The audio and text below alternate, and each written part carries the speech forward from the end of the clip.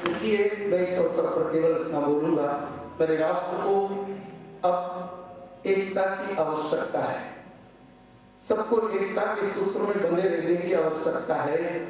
और यदि आप सबके अंदर प्रेम, सौहार्द, सद्भाव आ गया, तो प्रेम, सौहार्द और सद्भाव के सामने भगवान भी अपना नियम तोड़कर हम पर कृपा करेंगे और ऊपर की कृपा अपने आप होगी तो नीचे की व्यवस्था अपने आप बन जाएगी, जैसा कि मौलाना साहब बोल रहे थे।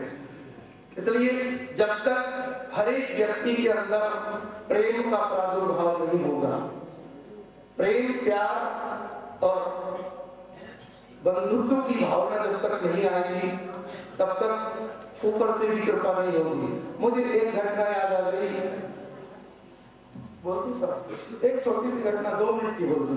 मुझे प्रवचन की बात की इस क्रम में वो बात याद आ रही है। फरीद साहब बाबा साहब की, सूफी संत फरीद साहब बाबा, जब साधक के अंदर, जब मानव के अंदर प्रेम, सौहार्द और एक अच्छा भाव बन जाता है, तो कैसे कैसे बड़े बड़े संतों के भी नियम टूट जाया करते हैं। मैं वो बात कहना चाहता हूँ।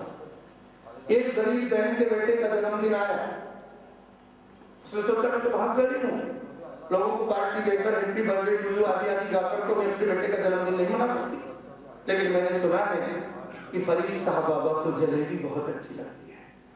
मैंने अपनी कमाई में से 2 रुपए बचा के रखे हैं, मैं 2 रुपए की जलेबी खरीदूंगी और बाबा के आश्रम में जाऊंगी, भोग लगवाऊंगी, बचा हुआ प्रसाद मेरे बेटे को दिलवाकर लंबी आयु का आशीर्वाद दूंगी। ये सोचकर महिला ने जलेबी खरीदी, पहुंच गई आश्रम में और कहा बाबा आज मेरे बेटे का जन्मदिन है, आप जलेबी का भोग लगा लीजिए, बचा हुआ प्रसाद मेरे बेटे को देकर इसे लंबी आयु का आशीर्वाद दे दो।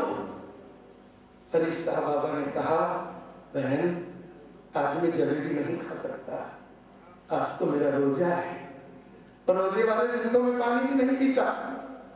उस महिला ने जलेबी उठा ली, रोने लगी। हम गरीब लोगों के भाग्य भी गरीब ही होते हैं। मैं तो सोच रही थी कि बाबा को भोग लगवाकर बचा हुआ प्रसाद मेरे बेटे को दिलवाऊं, लेकिन आज तो बाबा का रो। महिला रो रही थी तो बेटा छाती से लिपट कर रोने लगा और उस जाने माने संत के सामने, उन विशेष आत्मा के सामने, जब 2 आत्माएं रो रही थी तो फरीद साहब बाबा ने उस बहन के हाथ से जलेबी ले ली और खाने लगे। बहन ने कहा आपका रोजा टूट जाएगा, आपके खुदा टूट जाएंगे, आप जलेबी मत खाइए।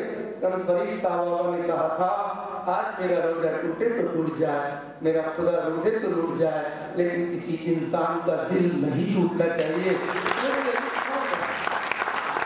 नितांत आवश्यकता है हम सब लोगों के अंदर उस आदमी की जगाने की, उस इंसानियत को जगाने की पर्चा आ गया है।